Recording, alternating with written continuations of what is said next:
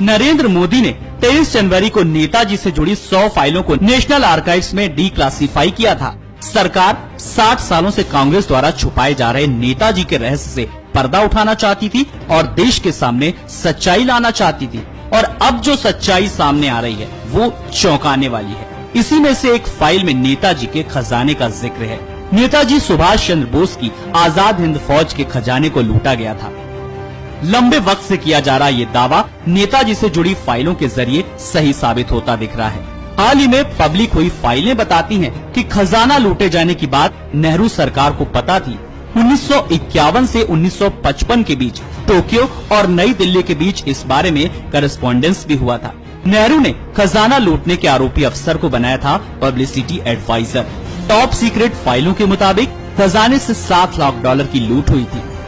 हाल ही में सार्वजनिक किए गए नेताजी से जुड़े दस्तावेजों से इस बात की पुष्टि हुई है कि आजाद हिंद फौज का खजाना चुराया गया था। साल 1951 से 1955 के दौरान भारत और जापान के बीच हुई बातचीत से जाहिर होता है कि तत्कालीन नेहरू सरकार को इस खजाने के गबन के बारे में पता था, लेकिन ऐसा मालूम पड़ता है कि इस मामले को दूसरी तरह से डील किया। नेशनल आर्काइव की गोपनीय फाइलों से पता चलता है कि सरकारी अधिकारियों को नेताजी के 2 पूर्व सहयोगियों पर शक था। उनमें से एक सहयोगी को सम्मान दिया गया और नेहरू की 5 वर्षीय योजना कार्यक्रम का पब्लिसिटी एडवाइजर बनाया गया। रिपोर्ट कहती है कि नेताजी का खजाना उनके अपने वजन से भी ज्यादा था।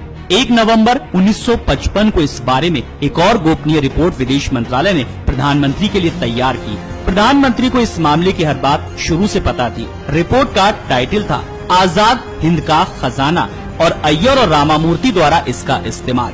रिपोर्ट लिखने वाले R.D. साठे ने इस बात की पुष्टि की। जापान में अय्यर की गतिविधियां संदिग्ध थी। साठे के लिखे नोट पर प्रधानमंत्री के दस्तखत थे और 5 नवंबर 1951 की तारीख दर्ज है और विदेश सचिव की नोटिंग दर्ज है। प्रधानमंत्री ने नोट देखा है। रामामूर्ति जापान में फलते फूलते रहे और अय्यर को दिल्ली लौटने पर प्रधानमंत्री ने गर्मजोशी से स्वागत किया। आजाद हिंद फौज के खजाने के गबन में अय्यर का नाम होने के बावजूद नेहरू ने उन्हें 1953 पंचवर्षीय योजना कार्यक्रम का पब्लिसिटी एडवाइजर बना दिया।